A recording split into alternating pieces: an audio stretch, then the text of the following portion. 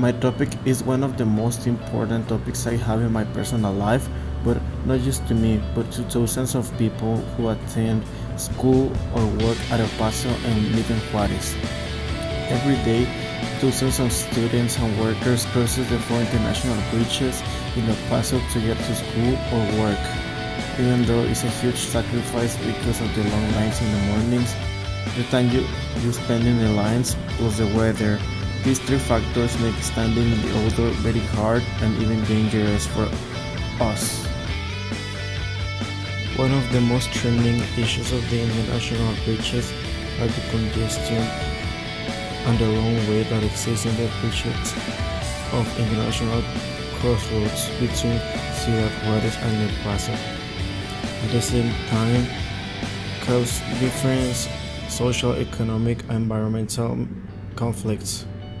The factors that affect the cars and people to miss such long lines, and that the border El Paso Juarez is one of the longest lines in the world, are the times of revision by authorities to cross the border in both directions, and for each of the type of vehicles, and also the location of the bridges impacts on the number of people who cross daily.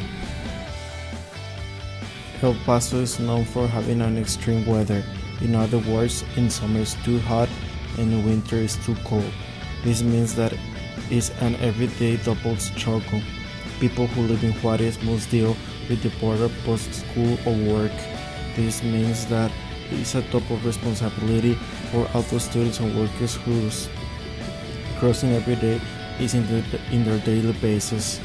It is important because there's a lot of people who does that is in their routine. It keeps a lot of people literally alive because they depend on that.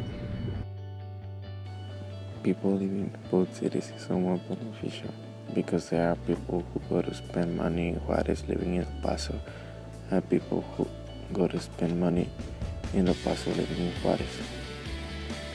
This keeps money flowing between the two cities.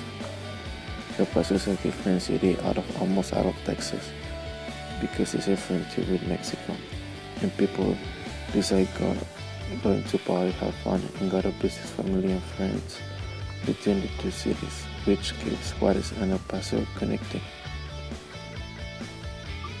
El Paso is a very multicultural city. There is a lot of Mexican culture influencing here in El Paso.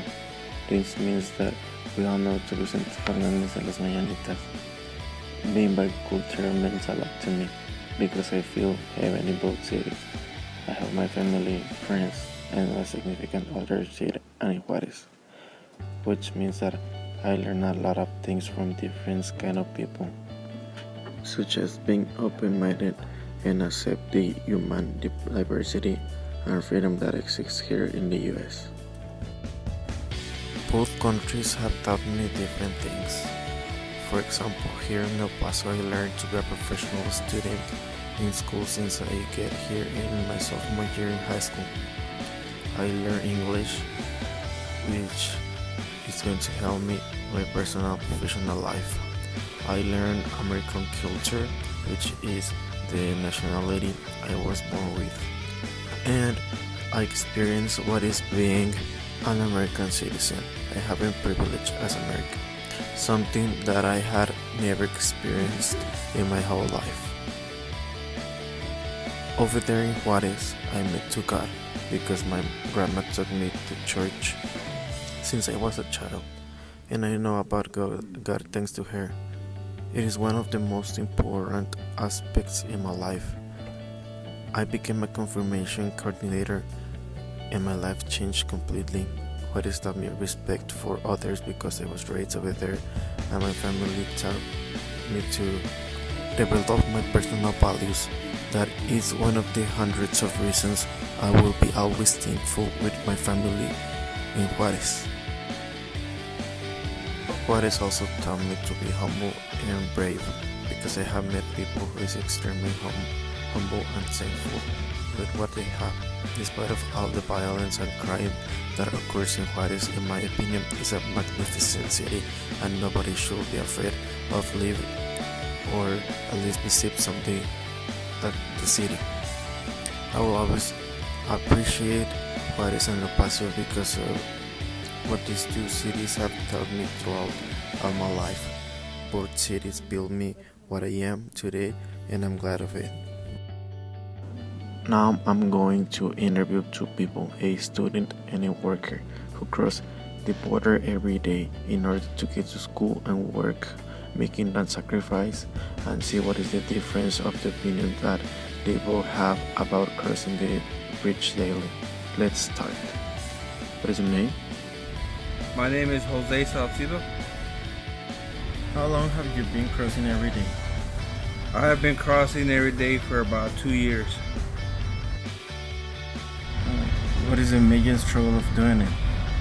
My major struggle of doing it every day is wanting to do it. Why? I cross every day because I have to go to work to support my family financially and mentally and stuff like that. So I wake up with a positive attitude to cross every day. Have you had any problem with immigration because of crossing every day? Since I've been crossing for the last 2 years, I really have not had any problems with immigration, except the ones that are, like to ask several questions. But other than that, I have had zero difficulties crossing. As we noticed, for him, migration is not a problem, which this could not be a problem for people who cross every day if you are an American citizen. But according to CNN.com, Customs and Border Protections officers can stop you or take you to the secondary inspection. This might happen because officers need more information about you or your immigration status to decide whether or not you should be allowed to go into the country. But sometimes it could be a random search. What do you think about the people who crosses every day? What motivates them or what makes them wake earlier in the mornings to come from Mexico to the United States? I think people, all the people that cross every day are doing it for their families, for their financial self, to help themselves or relatives. But I feel positive about it, because I do it myself. Do you feel some way identified by the American and Mexican culture? Yes, I actually feel like I belong here. Being born and raised in the United States, since I've been here, I feel like at home. In what ways Mexico and the US changes culturally according to your experiences? In the US, it's way different. It's more tenser. You can't really do anything down there in the United States to express yourself and your heritage. You got a lot of racism. You got a lot of active, things like that. Down here in Mexico, you're free. You're able to express your heritage and be yourself. Can you relate your everyday routine? My everyday routine will be getting up at 4:30 in the morning and getting on the bus, going all the way across, and then crossing over to El Paso, and then going to my job from there. And then same routine after work, come all the way back to Mexico to my family. That was the last question. Thank you so much, Jose, for your time. I appreciate it. Now is your turn. What is your name? My name is Nain Ortiz. How long have you been crossing every day? I have been crossing the border for at least 4 years since 2014. What is the major struggle of doing it? The major struggle is to wake up every day earlier to cross the border because there is line. Have you had any problem with immigration because of crossing every day?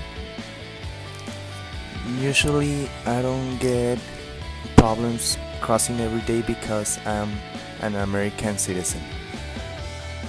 What do you think about crossing every day?